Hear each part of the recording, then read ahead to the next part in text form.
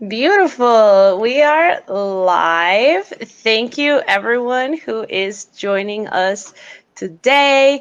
I'm Gabachia Moreno. My pronouns are she, hers, and I am your host. Very excited to be here today to talk about why we leave no trace. We actually had a similar event last year, so this is kind of a sequel.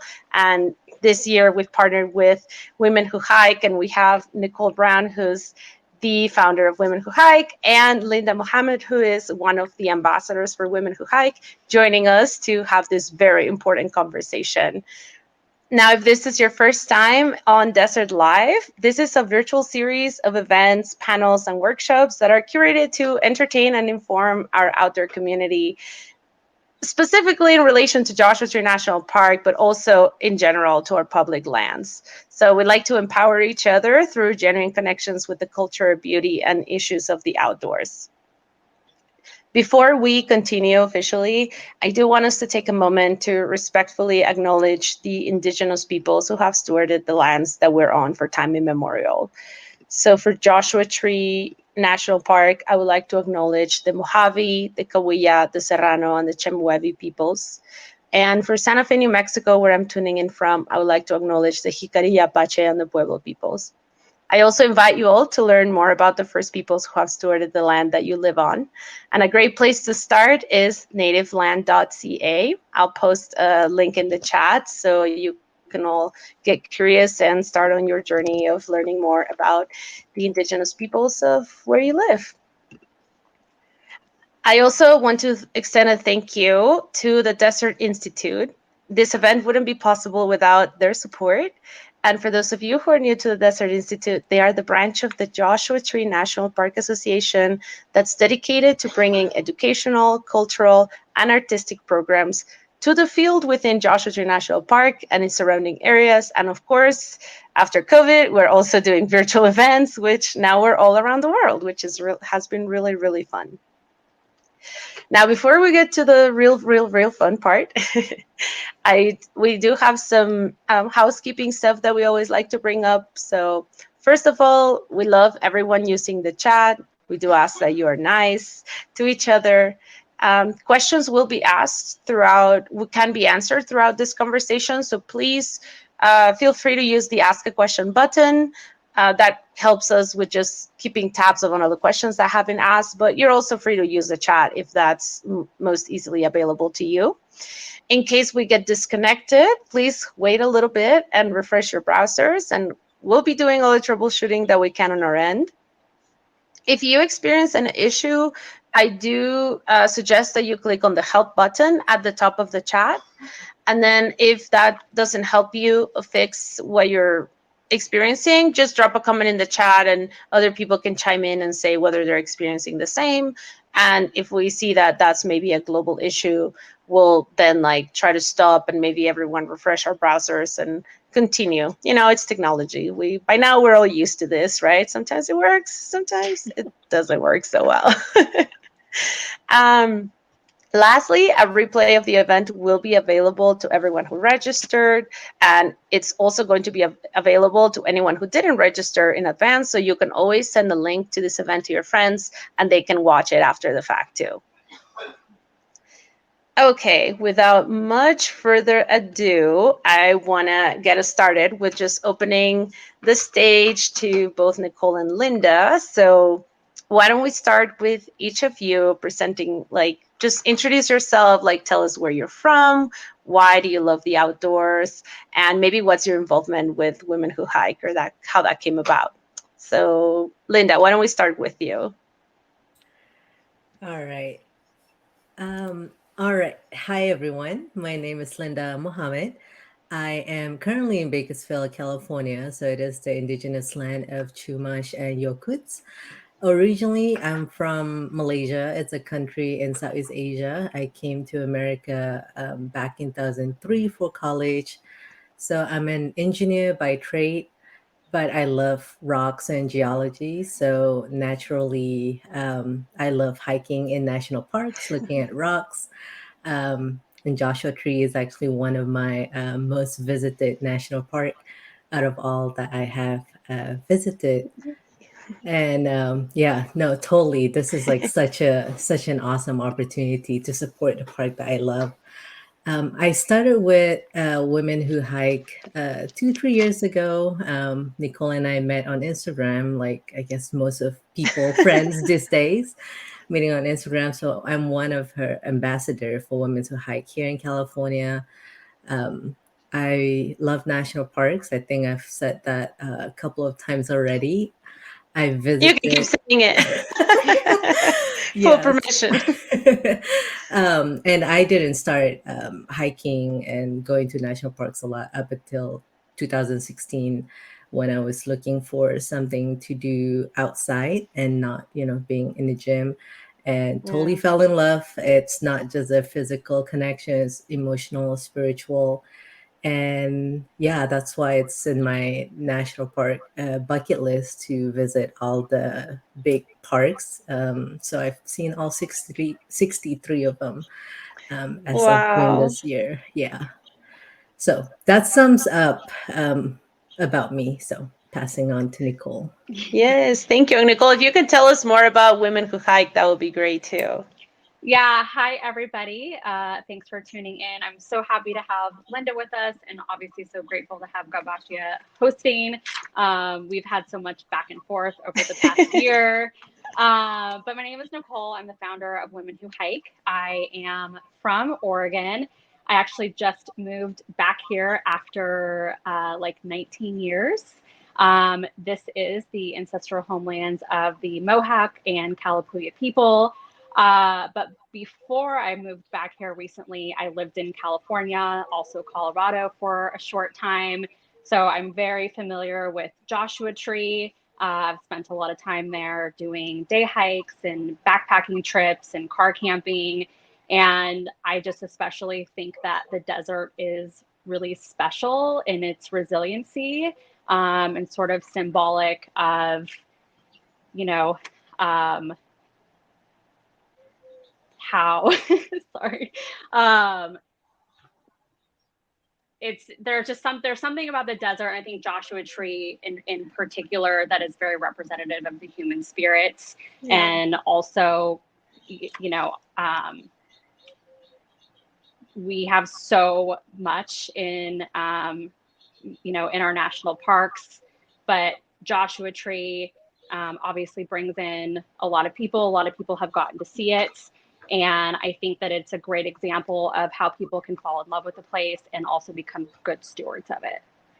Absolutely. Yeah, I think Joshua Tree has, I mean, the location is just so surreal because it's so close to so many big towns that, it's like a 3-hour drive from so many different places that we can get this big influx of people. And I mean, as soon as social media picked up, Joshua Tree picked up, right? Because people started learning about it. Whereas before, Yeah. nobody would know. It was kind of like this hidden gem. And, as much as some folks might feel like they wish it was still that way, it's cool that now more people have gotten to experience the beauty of that place. So thank you both for appreciating it. It's also my favorite park. Totally biased, but I can't help but to love it. So since we all love it, I figured it would be fun to ask you both, like, if you have a favorite thing about Joshua Tree or a favorite hike in Joshua Tree National Park.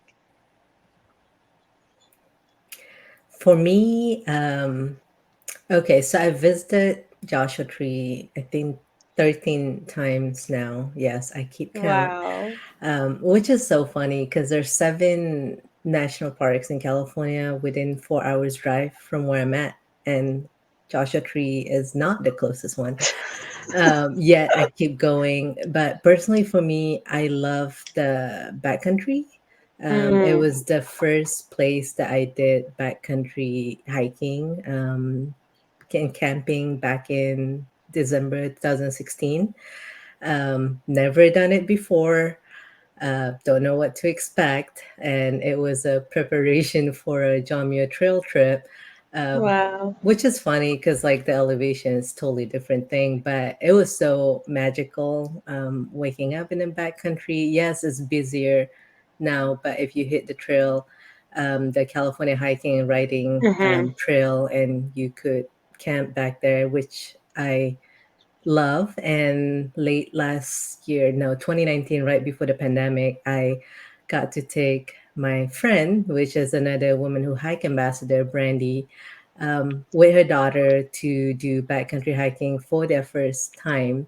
We Wow. did an overnight camp, and it was awesome. So it's a place that I share with a lot of my friends, and when we go either hiking, camping, day trip. So yeah, it's my place that I share with friends the most. Oh, thanks for that. That sounds really special too. It's always so cool to take someone on their first backpacking trip. I Yes. never gets old. How about you, Nicole? Um, by the way, sorry for the rusty start. Haven't done this in a while. But I think what's special about Joshua Tree is there's something for everybody. There's obviously magnificent campsites. There is, attractions that are right off the road that are very accessible for a lot of Yeah. people. Then there's backpacking, like Linda said. And there's, obviously like world-class climbing. So I really appreciate Joshua Tree in that it is, part of also a big metropolitan area, but that there is something for everybody to come in and see and fall in love with and appreciate. And just like Linda said too, like share with friends and family. Cool. Do you have a favorite hike there or climb? Have you climbed there? I have climbed there. I'm actually going to if you've never been to Joshua Tree and you want to camp, I'm taking a little segue here. I really love the Indian Cove campground. It's part of Yes. the park, but it's not in the main park. And it actually, interestingly enough, does not have any Joshua trees in it. Yeah, just And rocks. one of the other things that makes Joshua Tree so special is not just the Joshua Tree and the desert plants, but the stacked rocks. Mhm. And I Yes. think that that's something that a lot of people, when they come there, they have seen it in pictures and whatever, but when you see it in person, it is really magnificent and special. And that is such a special part of the park that it has group campsites, which is really awesome. Yeah. And then you also get, an introduction to what the community is that lives there, which I also think is really important when we're visiting these places. Absolutely. I will agree. Indian Cove is, and I've only been there like 2 times, but the rocks, that's Mhm. just what you go there for, like those stacks of rocks. It is definitely one of my favorite places for that same reason too. And my other, I was gonna say, like my other favorite campground in Joshua Tree is Black Rock, which is also Yes. not in the main park, but that's where the Yes. Joshua trees are huge. Yeah. And so you go and see this like such like lush forest of Joshua tree, and you're like, what's going on here? That's so different. But I Yeah. love those campgrounds that are not inside, but you still get like a beautiful experience, and they have their own little like trails and stuff. I think Indian Cove, you could hike through the Wonderland Yeah. of Rocks and out into The boy camp trail or Boy the Boy Scout Yeah. Scout trail. trails. Yeah. Yes. Yeah, there is also a short hike out of the campground right there that introduces you to, oh my gosh, you're gonna have to correct me if I'm wrong. There's 5 different kinds of cholla in Joshua Tree? Oh The cholla no, out cactus. of my jurisdiction. Yeah. Okay.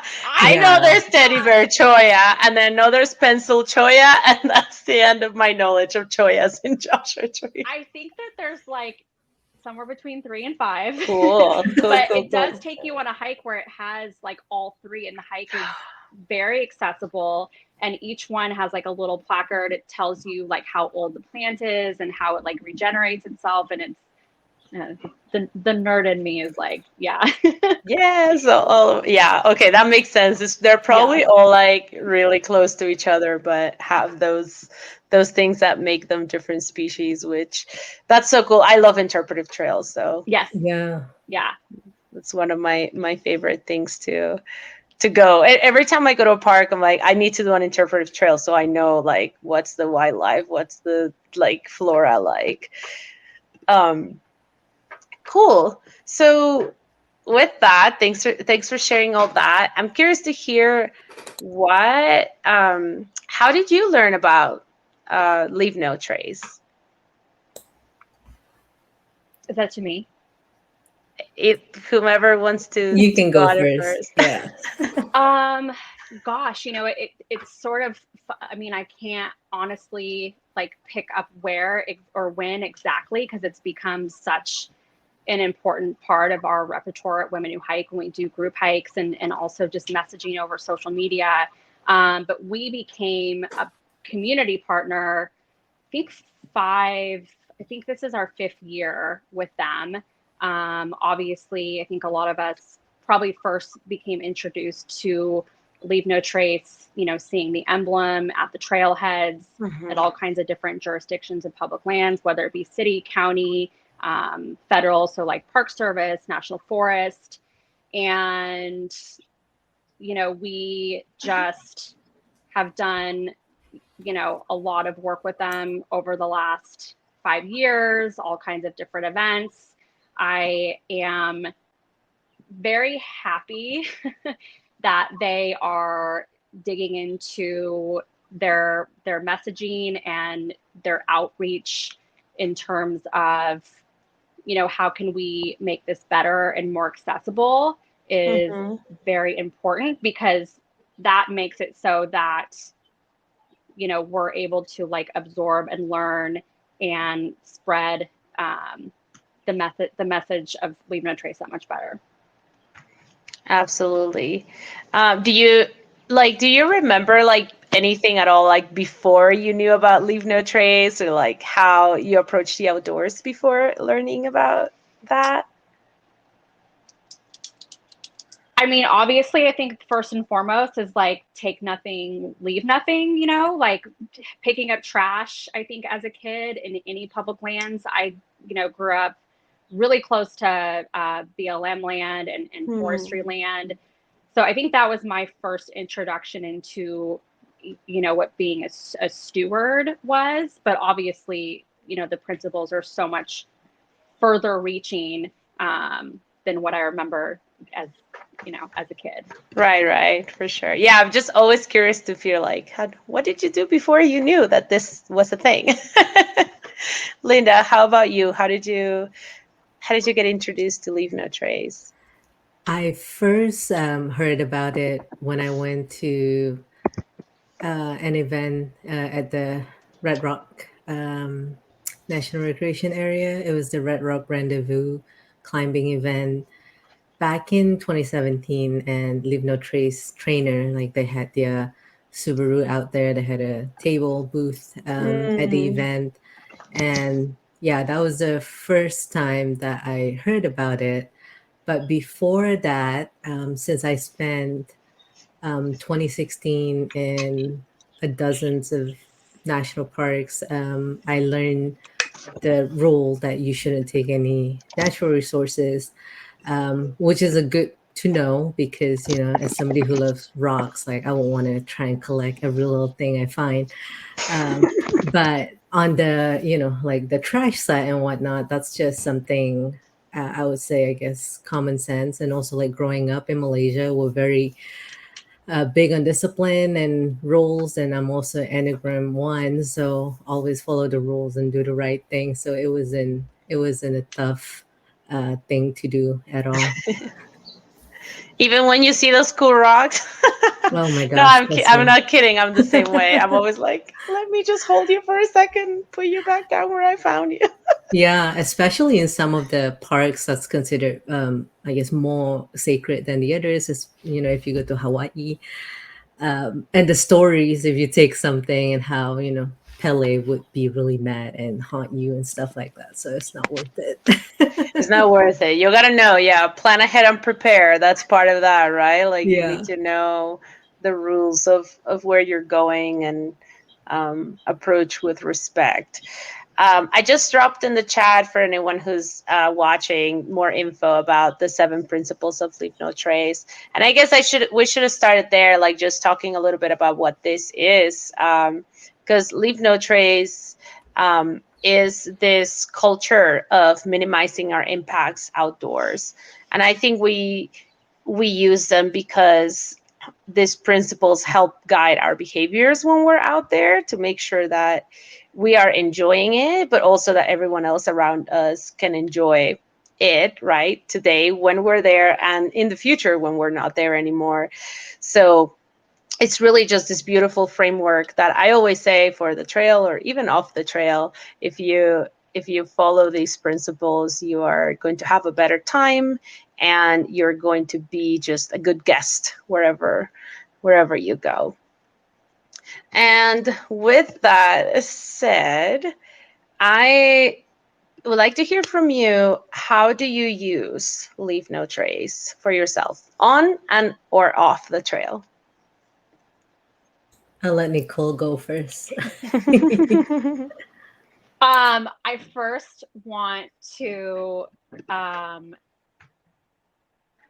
just like you said, Gabasha, like it's a framework. It's not a set of rules or laws.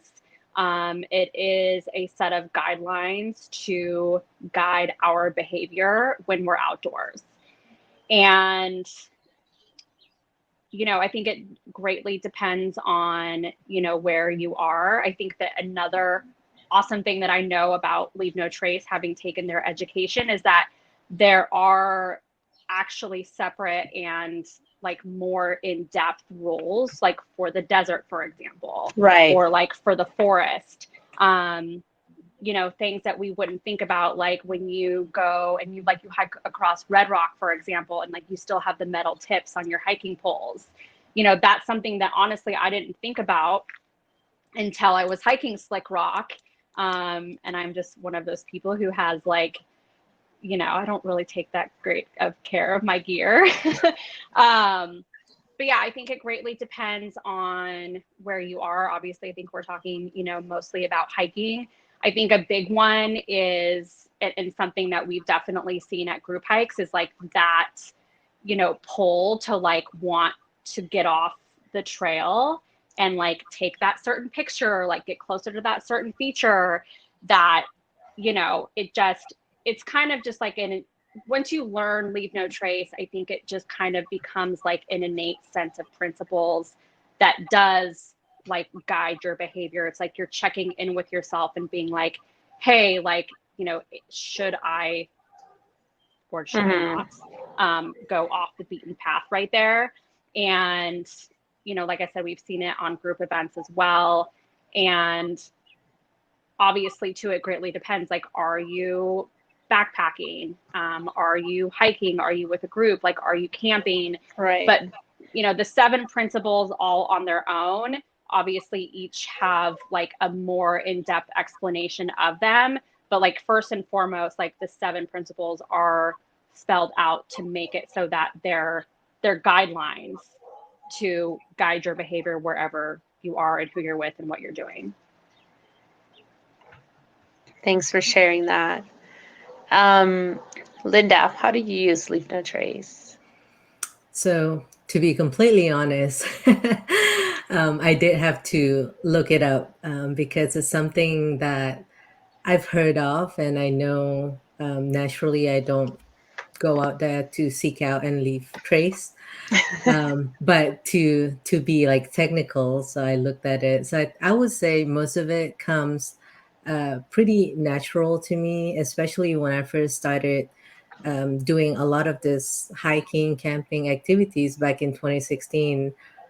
Um, I'm not, the typical quote unquote outdoorsy person. So I read a lot, preparation, and also I guess, with my background, I'm just kind of a nerd. So a lot of it comes natural, but there's a few that I did learn the hard way. So for example, the minimized campfire impact. The first time I camped in Zion back in November 2016, I camped at the campsite, and I thought I put out all my fire completely, went to bed, minimize clothing, get into the sleeping bag, and then maybe 20 minutes later, I heard a truck stop by my campsite, and then a guy's voice from outside, calling me to come out. And it was one of the ranger that was driving around. Yeah, And it turns out, like, I guess the amber didn't completely go out. Um, so yeah, at first I was upset because, like, well, I'm already tucked in, and I did pour water, a gallon over it. So of yeah, course, like, I was kind of defensive. But then, like, I understand. Of course, I need to like put the fire sure, sure, completely out. sure. So that one I learned the hard way. So after that, I always make sure I wait around, and when I can with friends, also I always that's something that I share with them because I felt like people in general don't have any malice intention to leave Sure. it. They thought they pour it and they're done. So yeah, there's that opportunity to learn, either the hard way, but hopefully not, especially with all this fire Not season too that we hard. have. Yeah, in California. But to go a little bit further on that, and the reason why I haven't fully, like, full fledged, um, officially, formally. It's also because, like, over the years, we've seen increased visitation to a lot of public lands, especially national parks. A lot of people, when you get into conversations or arguments sometimes with people, people tend to hide behind leave no trace as a gatekeeping of policing other peoples, other new peoples that have never camel hiked before, or perhaps minority people who aren't exposed to this. When you were young, people like me who never done it up until, like, one day I just decided to go and do all of this stuff. Right. Um, so yeah, that's another thing, that the phrase itself sometimes, or the organization, sometimes it's kind of hard for me to just like throw it out there because Yeah. I'm for one is not into gatekeeping people's experience, but I fully believe that education, if you a helping hand, a holding hands, well, with sanitizer, or maybe before after COVID, um, a helping hand in sharing the information. For example, one of my friend, she loves Yosemite and she lives in LA.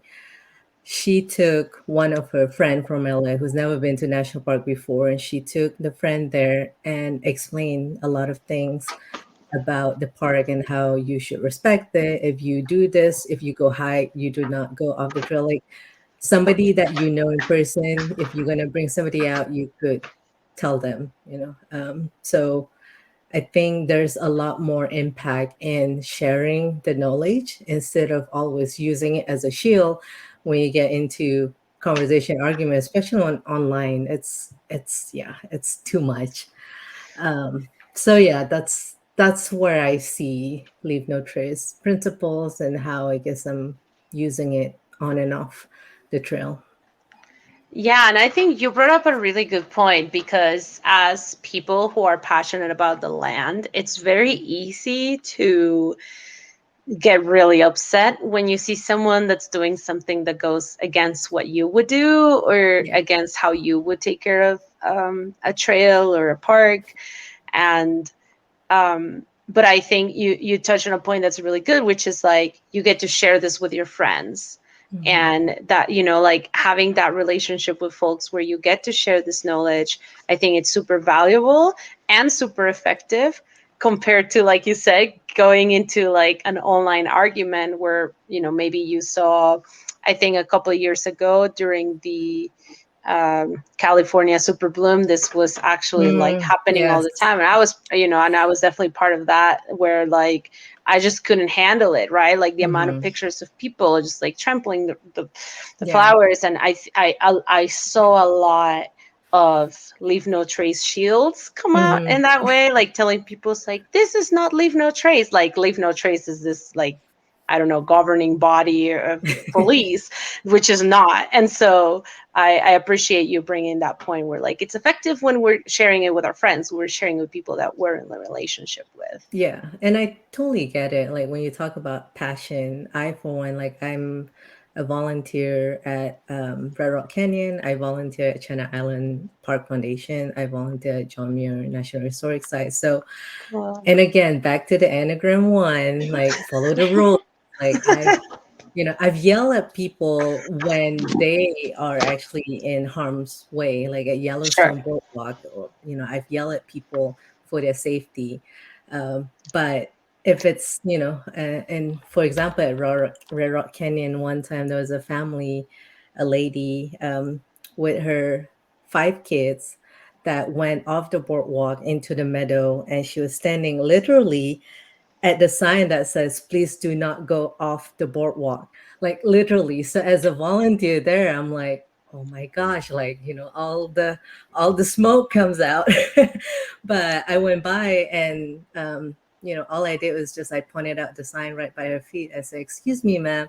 There's a sign right there that says, please do not trample on the meadow. It's a preservation area. And another thing too, like when you say something in person, you also have to assess the situation. So, yes, I get cursed by the lady. Yes, I get looked in and out, and I got told to mind my own business. Cool.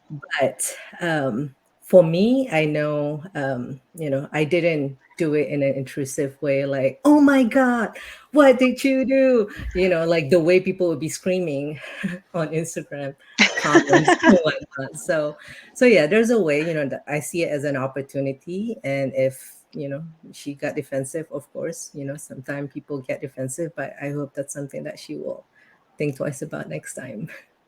For sure. I think it's hard. Like in person it's always confrontational, right? Like you can't escape that. Were you wearing like a volunteer uniform or No, okay. yeah, I wish I did.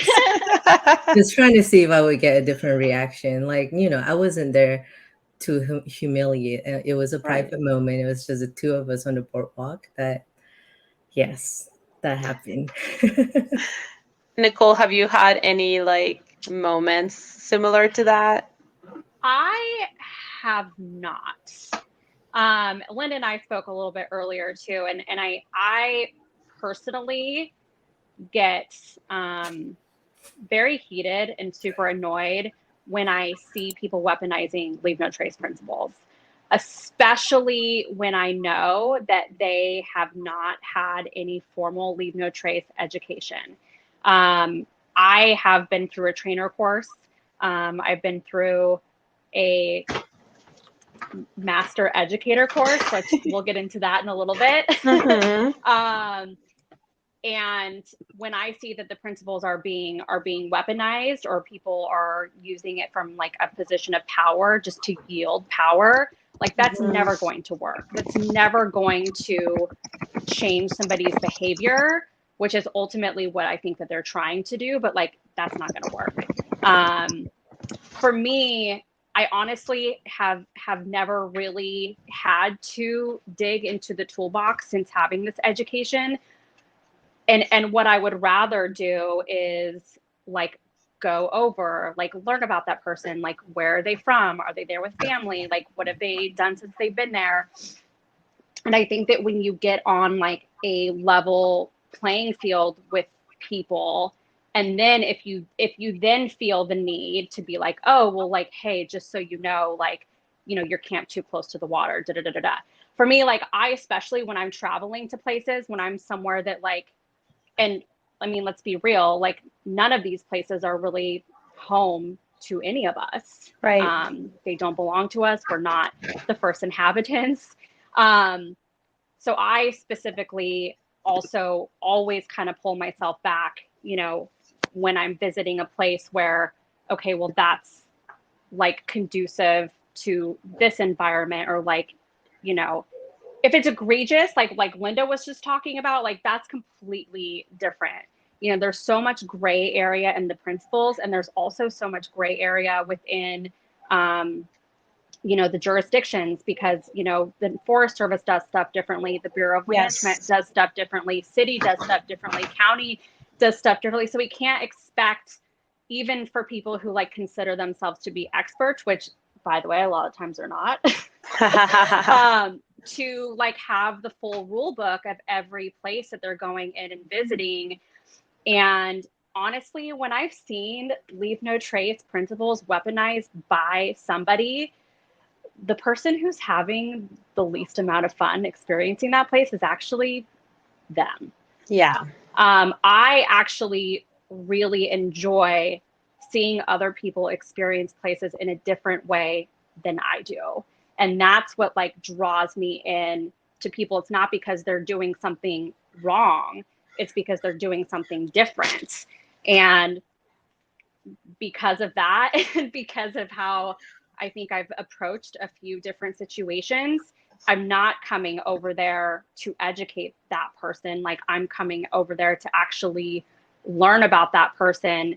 And then, that also gives me an opportunity, if it should be appropriate at that time to then like teach or assist or, whatever. But honestly, in the few situations that I've had, I haven't had to do it at the end. So Good. Thanks so much for also sharing some context on how every agency manages the land differently, because that I think that's a huge deal. And even like I'm a little bit like Linda says, like I really like to play by the rules, and I really like to respect right things, and um, just like leave no trace being kind of this framework that perhaps at the beginning of my leave no trace existence I wasn't I was taking it more literally, right? So I remember like the first time that I was in the backcountry and the campsite was like next to the stream. I was like, why would they put a campsite here? Right? Like, isn't that wrong? But I also like once you start understanding more, you realize, well, yeah, leave no trace is like to minimize the impact, is like don't camp there. But if the site is already impacted and set up as a campsite, then what, are you going to go impact a new place? Like, no, you have the toolkit to say, well, it's obviously better to be on the durable surface camping than to impact a place that hasn't been impacted yet, right? So it's kind of like getting to that good balance of having these guidelines and using your best judgment and understanding the land that you're on and what the regulations are.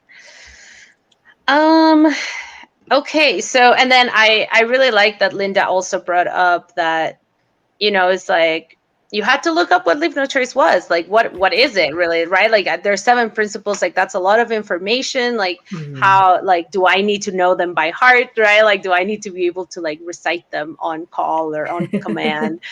Which obviously not.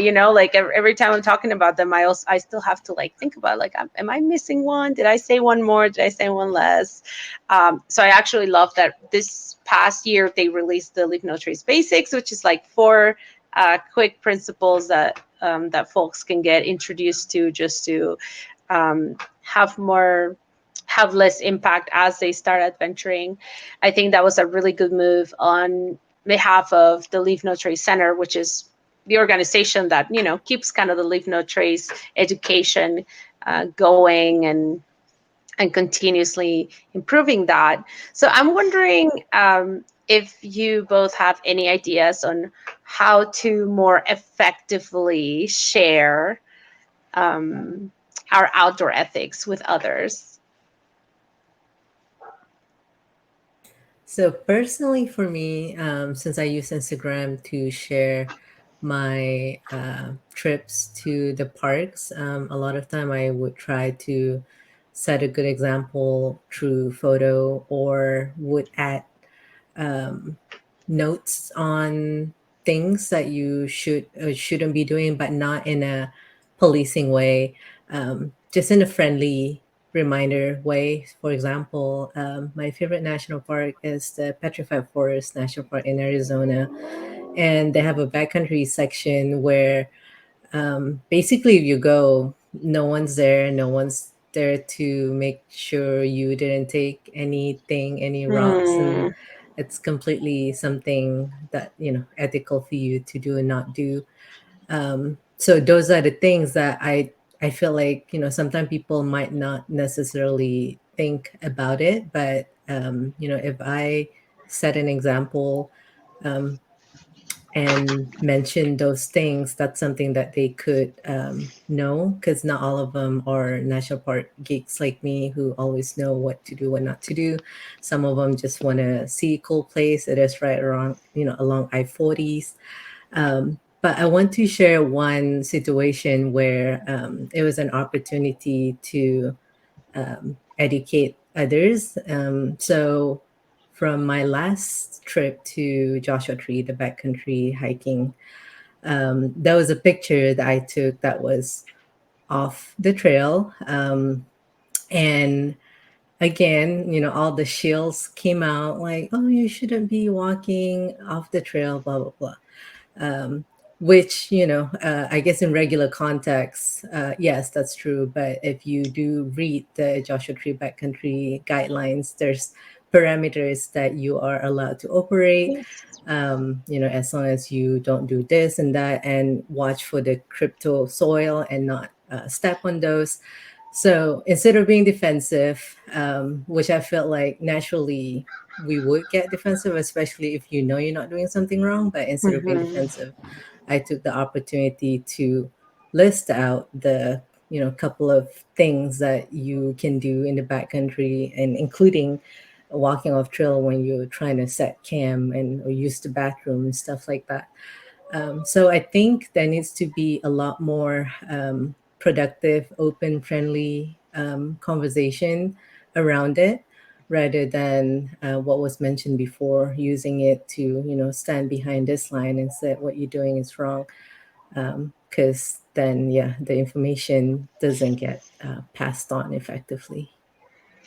Yeah, that's true. I mean, and that's I think that's a perfect example because you're not going to go to the potty on the trail. Yeah, So you exactly. do have to get off the trail once in a while. Like Yeah, it's really more about don't create a social trail, right? Like yeah, don't bring your whole crew off the trail and then more people come over and they see you and then they go off the trail or whatever. So yeah, totally. yeah, Like that's a perfect example. And then for camping too, a lot of backcountry places you have to get off the trail to camp, but there's not designated campsites. It's just go find one out in the open. So yeah. um Trust me, you would be mad if I set my cam in the middle of the trail. a lot of people, yeah, that would be worse. No, for sure. I think that's a really good example also of people being too soon to judge, right? Like Mhm. judging from a single image. It's tough to know the whole context, and I Yeah. think, like you said, but you took the opportunity, and I think that's a powerful thing. Yeah, short answer, I would say, like, if you, regardless of the amount of followers, friends you have, I think as long as you share good examples, good photos of not doing the things that we shouldn't be doing. Yeah, It's a good way because, in the world of Instagram, people see one thing. If you trespass an area and then everybody wants to get the same picture, but if you don't do it or say why you shouldn't be doing it, then you're taking the opportunity and using that platform to share with others the principle of leave no trace, but not in a policing way. absolutely. Thank you for that. Nicole, what do you think are some better ways to share the principles? Yeah, so it's interesting that you talk about this, Linda, because they taught us this when we went out for Master Educator. So what Linda is talking about is called cross country travel, and Mm-hmm. it is a thing. It is something that Leave No Trace addresses, and it's just like Linda said, like you look at where you're going to go, and you just you judge whether or not before you get there, like, is it going to be safe? Like, are you going to be damaging any foliage or existing or not existing trail? So cross country travel is a thing in Leave No Trace, and it is allowed. It's necessary. It's allowed, yeah, and it's necessary. Yes. Cool. Totally agree. Yep. So, real question, do you think we need leave no trace principles? Why or why not?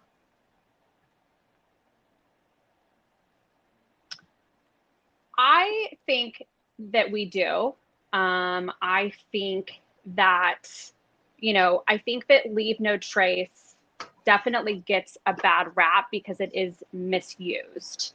And it is misused by people who don't have the proper education from the center itself. It's obviously misused on social media. And when I see it misused, to me, it's creating a culture of, people not feeling welcome in the outdoors. And that works for nobody because, at the end of the day, and, next year and 5 years from now and 10 years from now, like we're going to need people to be passionate and be invested in these places. And if these principles are being weaponized by people and it's turning people off from the outdoors, like who's going to be in line to care about and protect these places and show them to friends and family, whether it be in person or on social media? It it breaks my heart to think that that's something that could become possible today, tomorrow, or next year, or 10 years from now. But I do believe in the framework. I do believe in the guidelines. And because I know that Leave No Trace is actually also taking a step back and making it better and making it more accessible, and also questioning some of the language that will hopefully transcend for people, at trailheads, on social media. I just have a lot of hope in that, the tools are used to, bring people together rather than like wedging us apart from one another. Thanks for sharing that perspective. I think I agree. I think we do need them because Yeah. we're not that well dialed in with nature to not need a guiding principles to help us be there. But Linda, what I want to hear your thoughts on that. Yeah, I Do you think we agree. need them? Yeah, it's a good guideline. Definitely a good frame to learn and prepare, especially if you're new to the outdoors.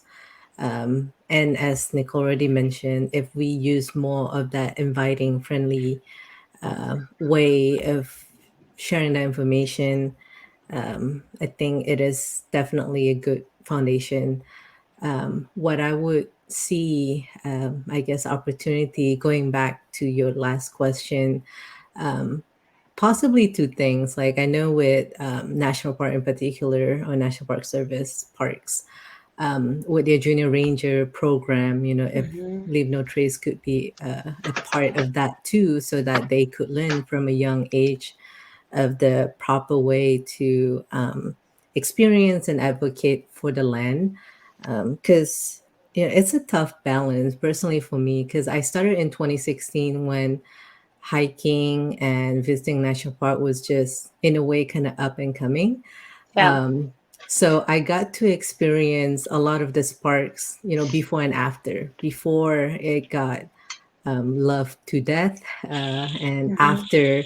So I definitely see the need for this guidelines, and the frustration that other people have, people who love the parks and hikes not for social media purposes and whatnot.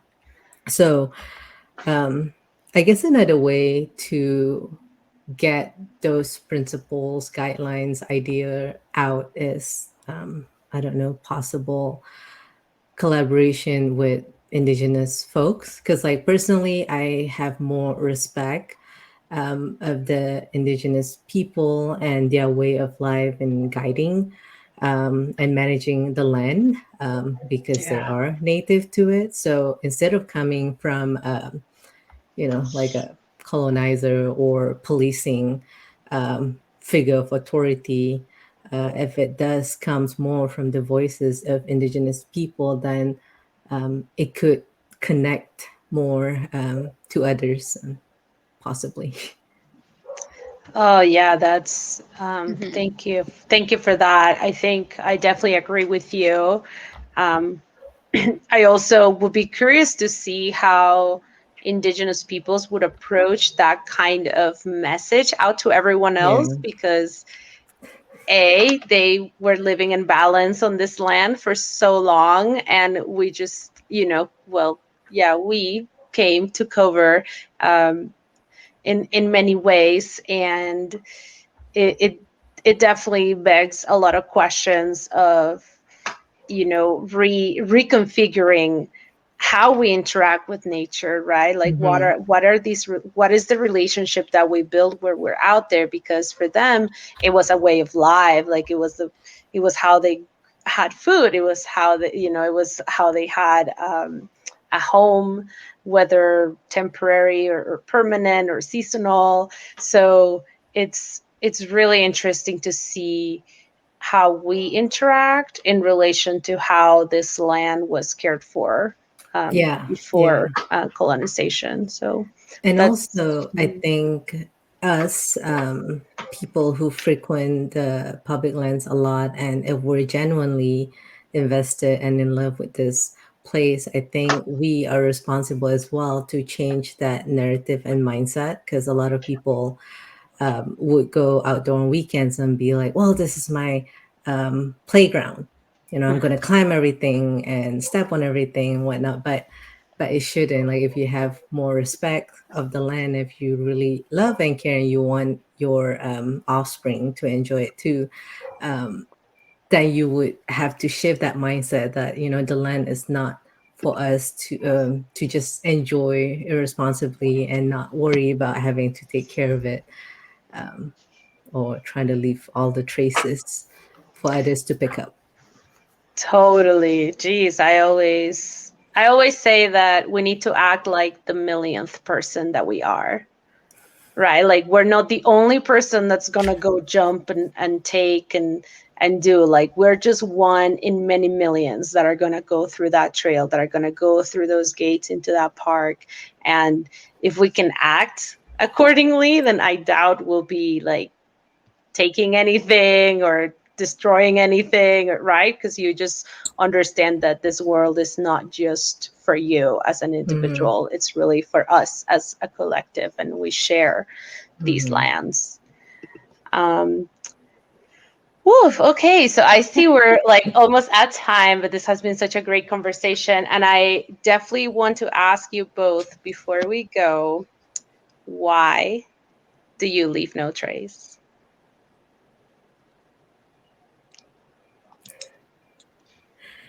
All right, I'll go. For me, since I frequent a lot of these parks and I could personally see, I guess, the infrastructure and things that the park has to do for me to access those trailheads. And, sometimes when I drive along the canyons or the hill, seeing the road that was carved through to make the road in Joshua Tree. Sometimes when I look at the road, like, I wonder how many Joshua trees get knocked down to make this road. So knowing that, the fact that for me to get myself there, there's already enough traces or um, necessary destruction, Mhm. to build those areas. I know that I shouldn't create more than what has been, I guess, carefully, thoughtfully created by the National Park Service system. The trail is this size because of XYZ. So I trust that the people who create the park, the infrastructure and whatnot, have done their enough research. So for me to enjoy and recreate, I want that to be there and to, I guess, stay that way for the next time that I come. So in that way, I leave no trace. But I will leave trace in terms of, because sometimes I solo hike or solo travel. So I will leave virtual traces so that people will know where I'm at, because that's important. There's a lot of Sure. people that have gone missing, especially this year, in a lot of this national parks. So if I were to leave a trace, that would be the kind of trace I'll be leaving.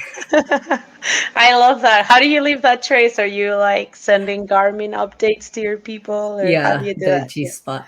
the G Not G spot, spot, the Garmin spot, spot. Yeah. the Garmin spot, which Garmin is not spot. a Yes. thing. Garmin is Yeah. one thing, spot is another. It's a thing now. Yeah. Oh, it's gonna be Yeah, a we're thing making it now. a thing. I love it. Thank you, Linda.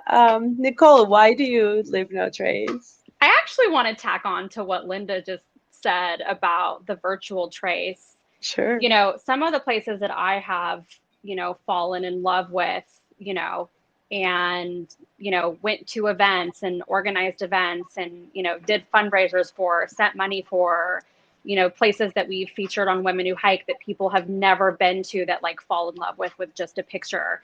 The virtual trace is, I think, so powerful and so important, because we end up caring about places that we've never been to before. Yeah. And, in this day and age, especially last year during COVID, like, yes, we had like all-time high visitorship, but we were also like seeing places on our phones, more than we normally would, because we were indoors. And I think that, that is such an interesting part of stewardship, and actually ends up becoming a part of Leave No Trace, in that, we see a place, and whether or not we've been to it or not, it like strikes a chord with us. Like, I'm sure a lot of people on this call have never been to Joshua Tree before. And, here they are sitting in on a panel about Joshua Tree. Yeah. And, that to me is, a new era of stewardship that I think is, very with the times as far as technology goes, and the way that we share things out. So yeah, kind of like reversing your question, but I actually love what you said, Linda. I think that, it's so important, to show, even just society in general, like where our heart lies in. Yeah, thank you for that. I'm actually, since this came up, I'm dropping an article from Melanin Base Camp on the chat, which is like 5 reasons why you should keep geotagging. And I think in the past couple of years, there was like the hashtag no geotagging movement, or like the Yeah. keep this place wild movement. And actually in last year's conversation, we got to talk extensively about that, just because, we had a couple of backcountry skiers that, brought up that, again, like using our best judgment. If you're doing a very advanced backcountry skiing route, you're not going to go and telling everyone, because you want to make sure that nobody's going to get hurt because they saw a cool picture and they're going to go try this thing that maybe it's beyond their ability and whatnot. But at the same time, use your best judgment. If it's a place like Nicole's saying, where you can have more people fall in love with this place, then maybe people that will never even be there get to be advocates for that place. And Yep. that I think it's the beauty of being able to virtually share the spaces with each other.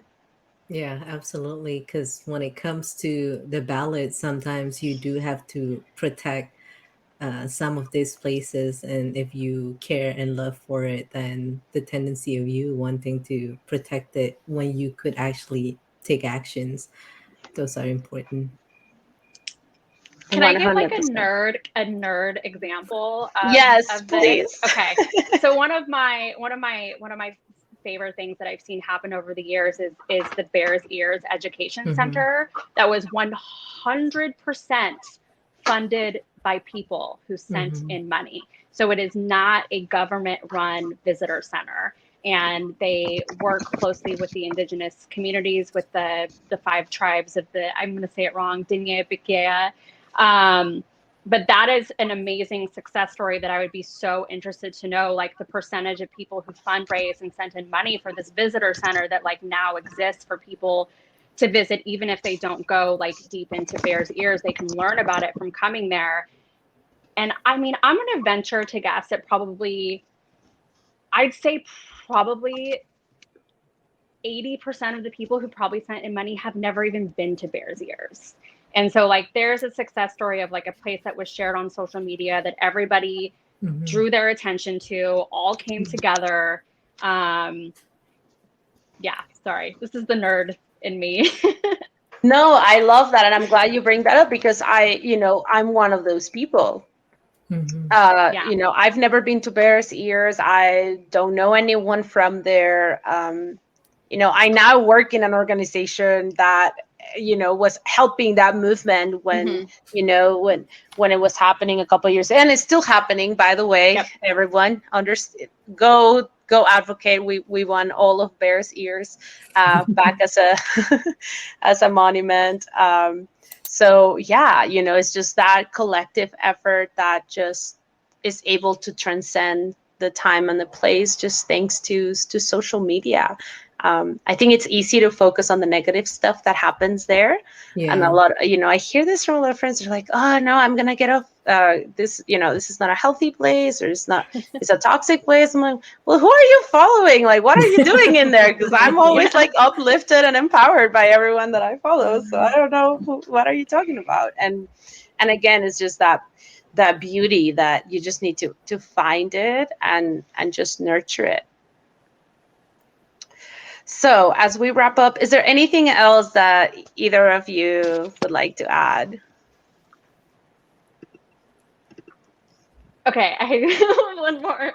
I wanted to add this earlier too, since we're talking about parks, and I know that there's a couple in Joshua Tree. But also too, I want to challenge people. Like obviously, I think it's very natural to go into a ranger station when you visit a park, which is great, grand, and excellent. But also parks in particular, I would also challenge you to find a cultural center, because the principles that you learn and how to visit a place in a ranger station, there's a lot of alignment with what you'll learn in a cultural center, but it's like so much more deeper and meaningful, and you're learning from somebody who has deeper ties to the area. So definitely seek out cultural centers wherever they are available. Yes. And I actually, yeah, I'm trying to find the Malki Museum. I'm pretty sure it is it was the first, I don't know if it's still the only museum founded by Native Americans. And it is really close to the Joshua Tree area. So I'm just putting a link in the chat. It's malkimuseum.org. You can go and check it out on, whenever you're adventuring in the Southern California area. And I've never personally been. It's on my list for next time I'm back, because as life happens, like I found out about it once I didn't live in the area anymore. So I'm excited to go check it out sometime. But it's first museum owned by Native Americans. It's a great resource if you're heading into Joshua Tree or the Mojave Desert National Preserve, and all the public lands of that area. So thanks, Nicole, for bringing that up. I think that's beautiful advice. Yeah. Linda, anything else? Any final thoughts, reflections? I would just say keep an open mind. You don't know what you don't know, but the more you know, the more you know, and the more you can share. Compared to where I started in 2016 to today, 2021, all the parks that I visited, I've learned so much, and my perspective have changed as well. To be completely transparent, when I first started my national park journey, I adore John Muir and the preservation effort, and I volunteer at his house in Bay Area. But the more I'm learning from diverse perspective and understanding where other people are coming from, and I follow Indigenous Women Hike on Instagram, and learning from her perspective, um, it opens up my eyes, and it's painful sometimes because I love national Yes. park system so much, and you talk about land back, a lot of those things, it's kind of conflicting, but keeping an open mind and learning definitely helps me go through a lot of those uh, changes of information, the more you open up your mind to hearing different voices. So that's where I'm gonna leave it at. Thank you so, so much.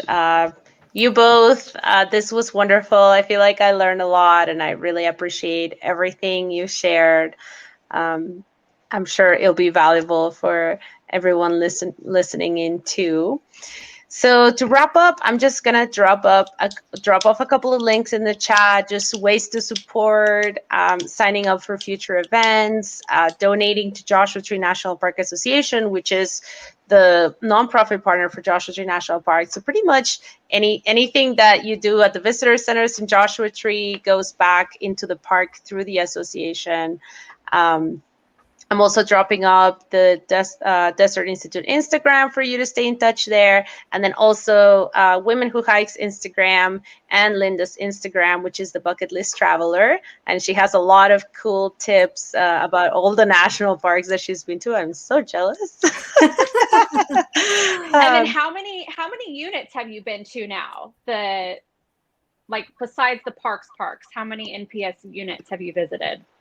200 plus out of the 400. Yeah. Whoa. It's like Yeah. more than halfway. Well, we hope to be making more so that you have more to go to. Yeah, it's a really good way to see America, definitely. I'll definitely agree. Um, so everyone, stay in touch with them through Instagram. You can also catch replays of some of our previous Desert Live events and other lectures that we've hosted through Desert Institute on our YouTube channel, which I also just dropped on the chat. Thank you again, Nicole and Linda and Women Who Hike. And also congratulations on closing Hike United Oh 2021. yeah. I just remember that it's like today's the last day of Hike Yeah. United. So congratulations, Nicole. Do you want to say a little bit about what Hike United was and whether we'll do it again next year? Yeah, I mean, Teresa, if you guys aren't all following Teresa Baker, this was, one of her grand ideas that if you follow her, you know her, it just takes on a life of its own. And she's such a joy to work with. I love her passion. I love her passion for places and for people. And it's been super fun to work with her. Um, yeah, so today is the 31st. But yes, we're hoping to kind of go forward with like an umbrella of events that'll kind of fall into, the Hike United messaging and mission.